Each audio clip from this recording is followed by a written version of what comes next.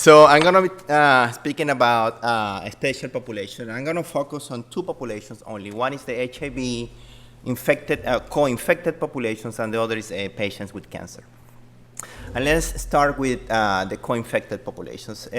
We know that there is approximately almost 9 million of people who are infected with HIV, and in the US, 8% of those who have chronic Hep C also may be co-infected with HIV.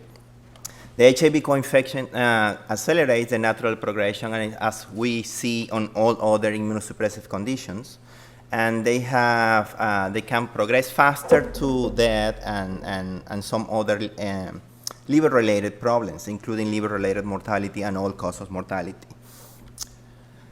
We have come a long way on treatment of co-infected patients. This is what we have for years on this patient. There's several trials using interferon-based regimens for patients co-infected, and you can see here the SVR, or the virological response on this patient, was very low and associated with significant toxicity. Now, we have made major progress in the field, and we have seen, for example, here, some of the first-generation protease inhibitors combined with PEG and RIBA. And the reason of this slide is it's a very nice article, actually, that is on CID, still online, not published in paper yet. But you can see here how similar is the response rate of the co-infected patient and the mono-infected patients and the co-infected. Even in some cases, we see a better response in co-infected patients. And that is basically, that's the reason why the HCV guidance and the major groups working with HIV, hepatitis C, they don't consider co-infected patients in a special population any longer, because they do as well as the mono-infected patients.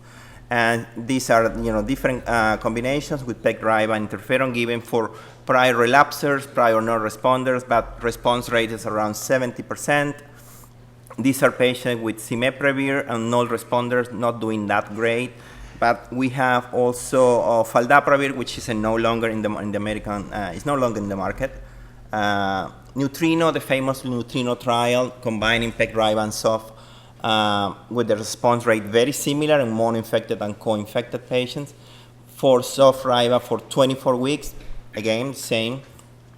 For SOF-RIBA for 12 weeks for genotype 2 infection, mainly treatment-naive patients, the response rate was 97 on mono-infected, 88 on co-infected.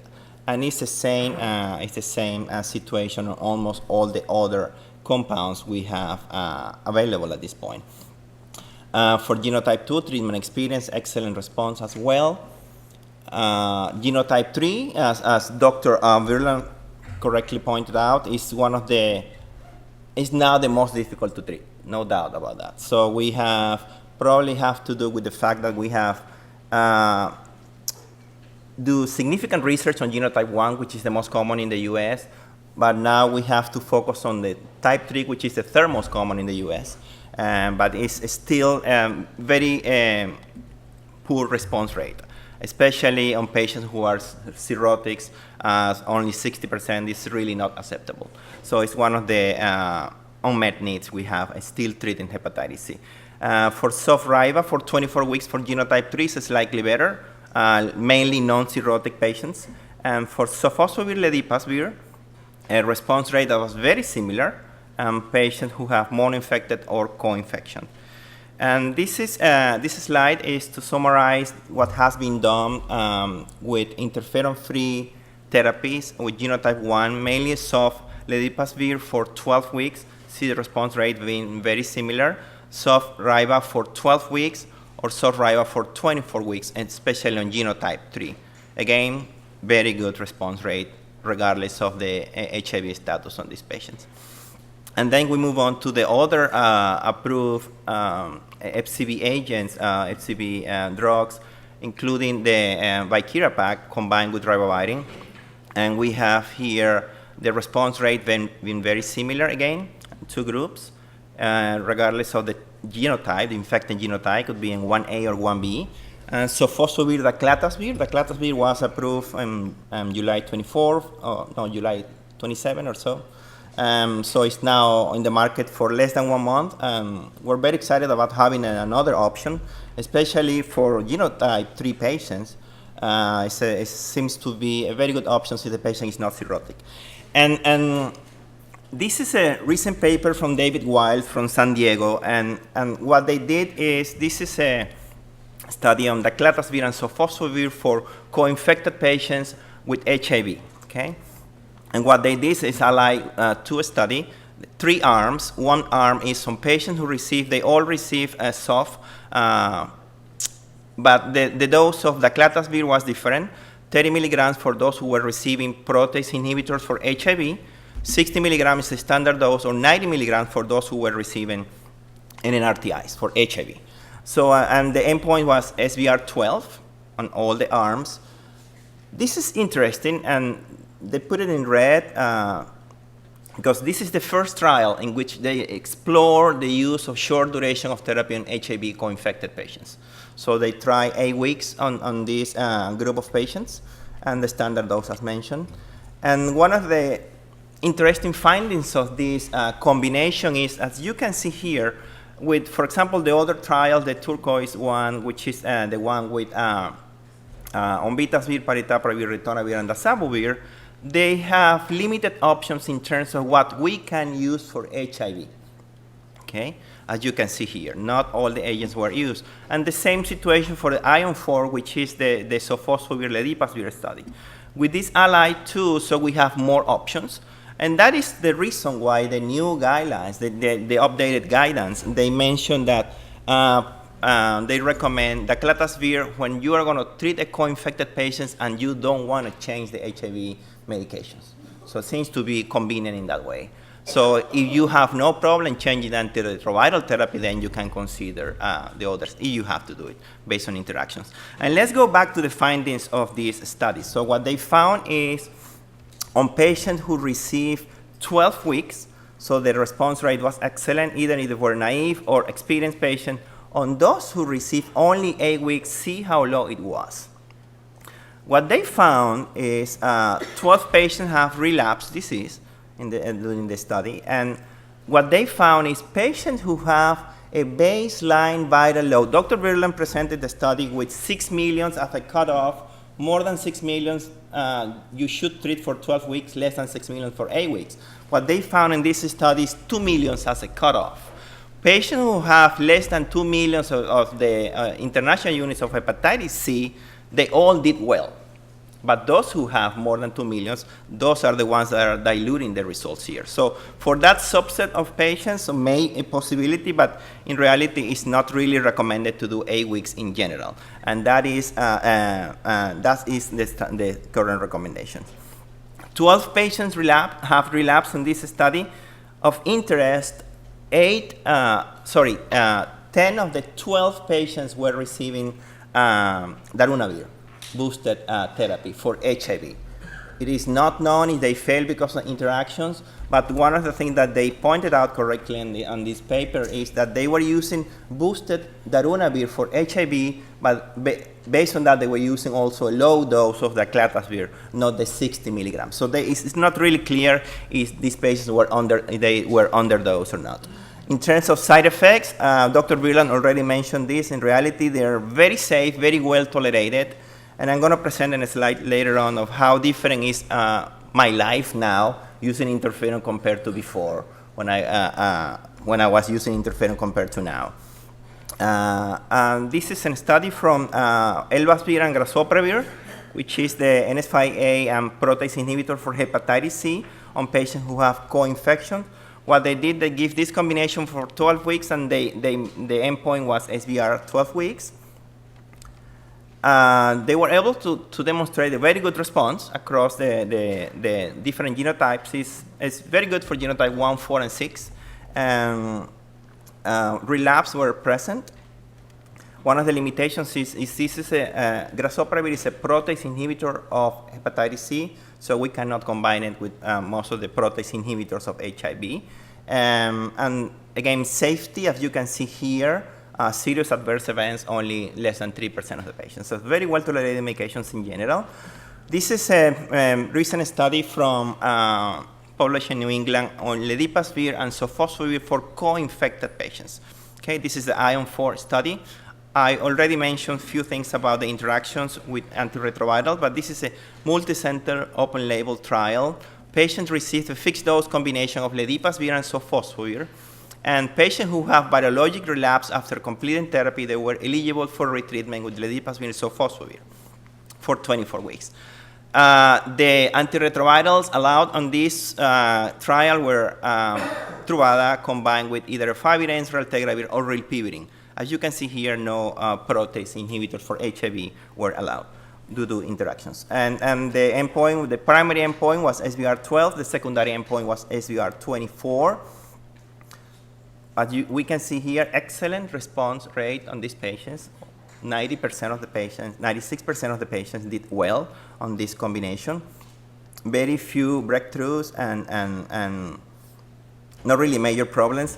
What they identify, and this is the first time they noticed that with the new agents, they trying to identify predictors of failure, and they found only one, and it was in African Americans. They did worse. It is unclear why. We know that that was the same when we were using interferon-containing regimens. African Americans, they didn't do as well as Caucasians or Hispanics. But we found on DAAs, particularly on this combination of sofosbuvir and ledipasvir, African American race being a predictor of failure.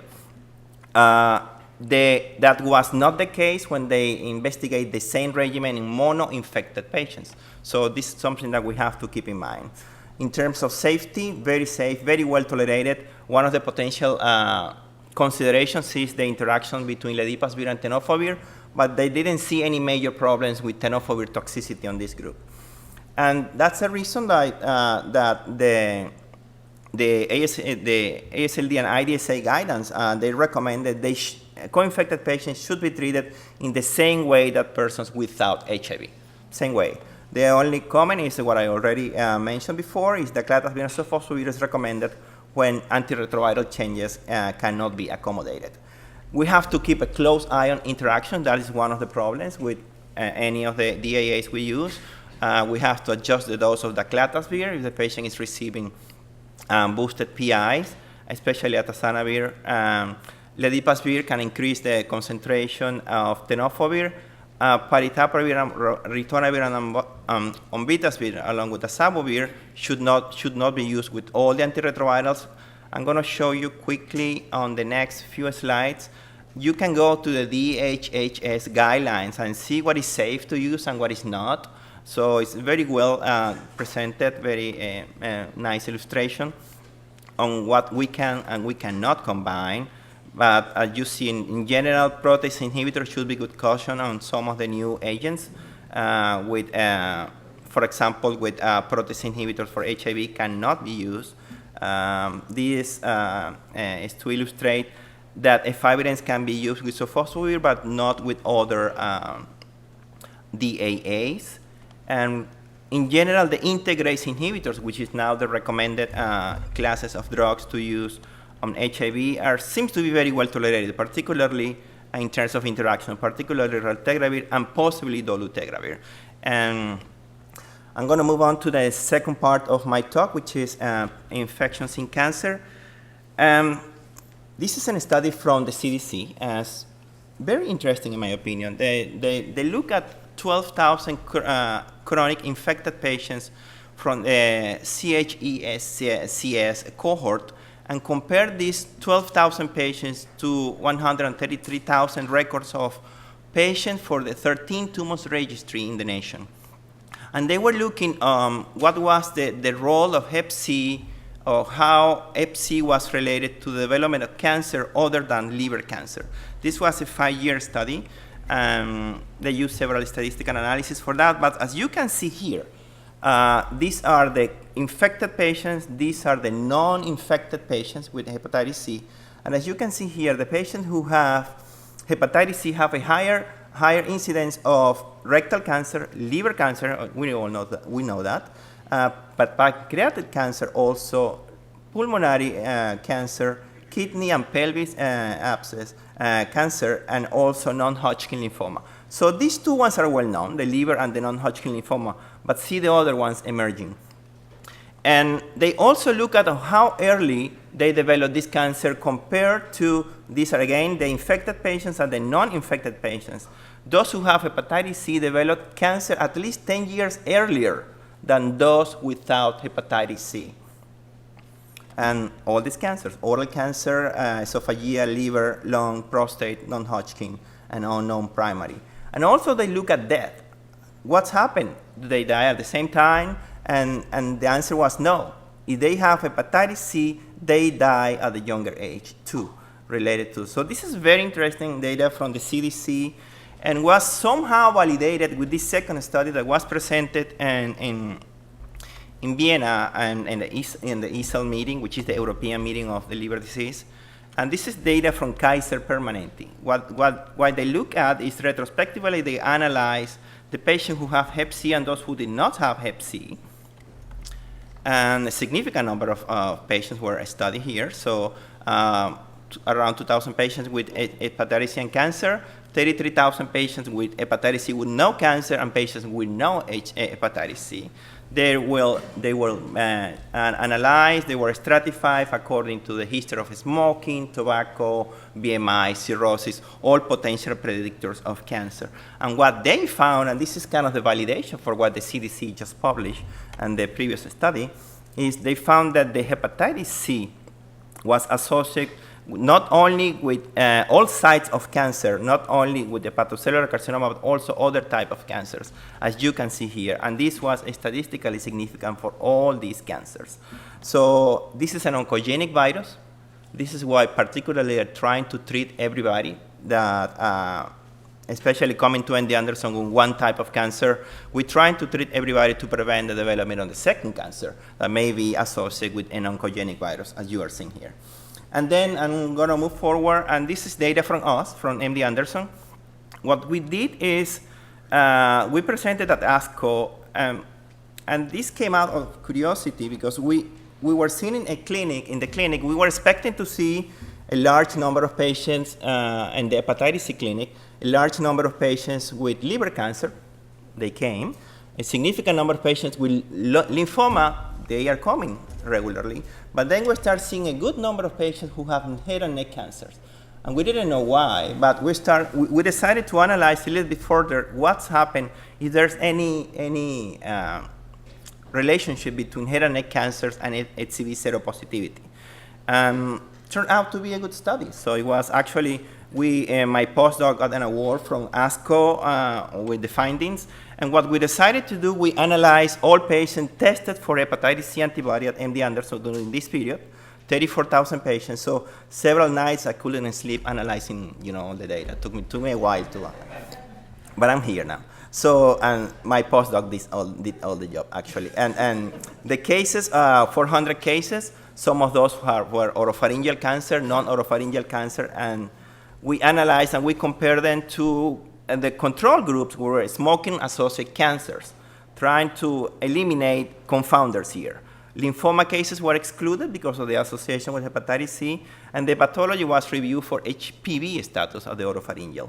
Multi-logistic regression was done, and what we found that those who have hepatitis C antibody, they have a significant odds ratio as compared to, just to give you an idea, just to illustrate you, patients who have lymphoma, they do have a 2.2 or 2.3% odds ratio on patients who have hepatitis C compared to lymphomas without hepatitis C.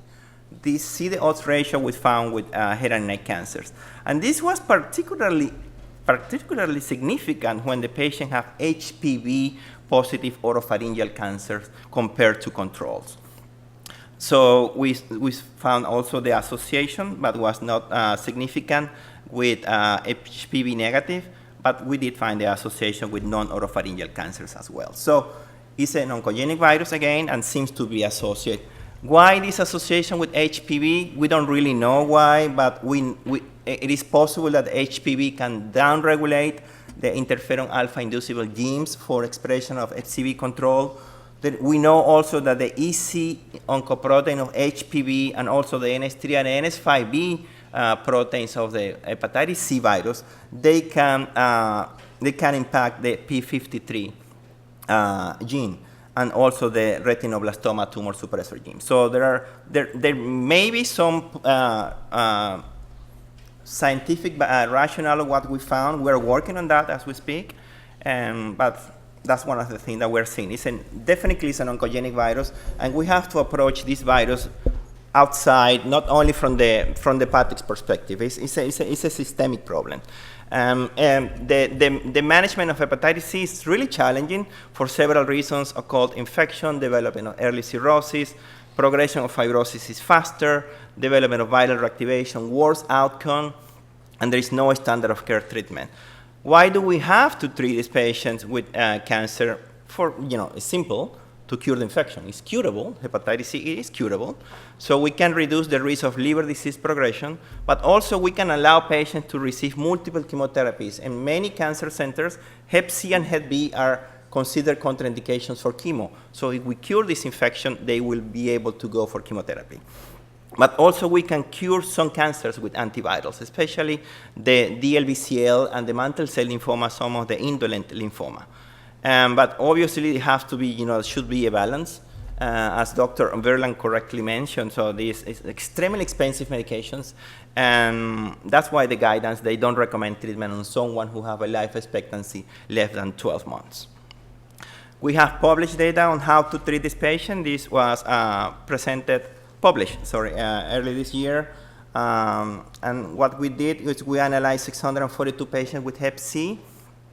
Most of these patients, this data is basically analyzing the interferon containing regimens. Patients receive approximately 348 patients were treated, but we focus on the 98 who were treated after the cancer diagnosis. See how poor the SVR was on these patients with interferon containing regimens.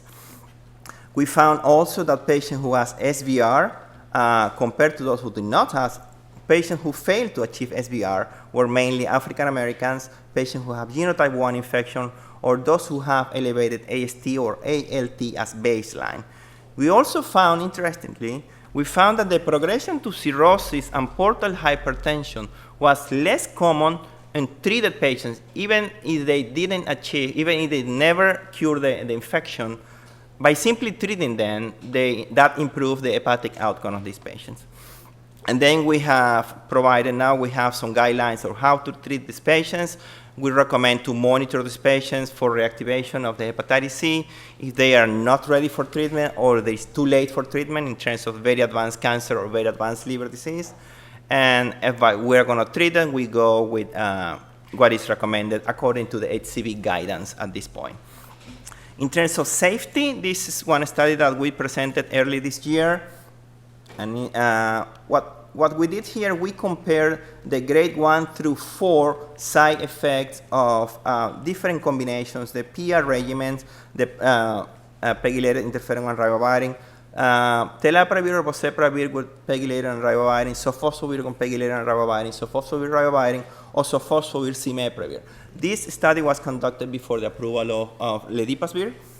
But as you can see here, see how safe these interferon-free, ribavirin-free regimens are in cancer patients. So you see no grade 3 or grade 4 side effects on these patient populations. I really have a good time at this point treating these patients with the new regimens.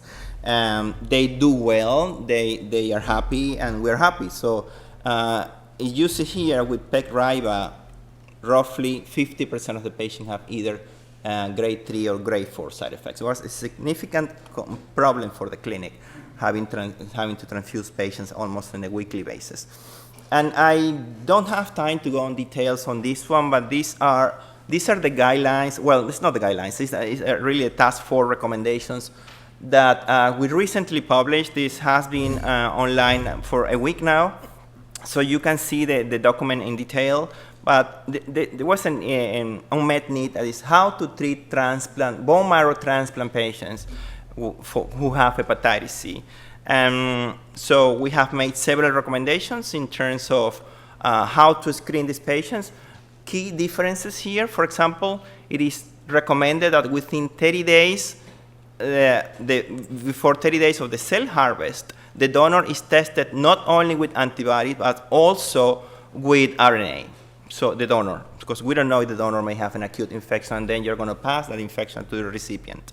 Recipients can be screened with antibodies, but it is possible that we may have to screen them with RNAs, and that's part of the additional studies we're going to conduct later on. What is the impact of hepatitis C? We know that, and we tell that to all our patients, basically, in our transplant team, that Hep C should not be considered absolute contraindication for bone marrow transplant, but the patient have to be assessed for how advanced the liver disease is. The risk of transmission is significantly decreased if we treat the donor before can go for transplant, but most of the time that is not possible. Most of the time we don't have the 12 weeks to treat this donor and then collect the cell harvest. Then we will treat the infected recipient after that. And same recommendations in terms of, we also provide some recommendations. There are 16 different scenarios that you will be able to see when the donor is positive, when the candidate is positive. So what do you do? How do you approach those cases? Those are available online. I'm going to skip this part. So when to treat these patients? Ideally treat everybody, okay? But the issue will be the timing. If we have the 12 weeks before, we'll do it the 12 weeks before. Unlikely that's going to happen because then the leukemia or the hematologic malignancy will relapse during those 3 months. So this very likely that we are going to treat these patients after transplant. Treatment interruption is not recommended. So in the past, we have seen that some people have done treatment, okay, let's do 1 month now and then do the 1 month later. That is not recommended. Dr. Birland clearly mentioned the issue with the NS5As. So if we treat these patients and they fail treatment, we are going to lose a significant class of antivirals for the future. So this is not recommended. And how do we treat these patients? We're simply following the HCV guidance on how to treat these patients. Keeping into the context the drug-drug interactions, so we have to be careful on interactions with tacrolimus, with cyclosporin, with some of the drugs we typically use on patients post-transplant. And this is the data as of July, so changes has been made since July. Interactions are presented also.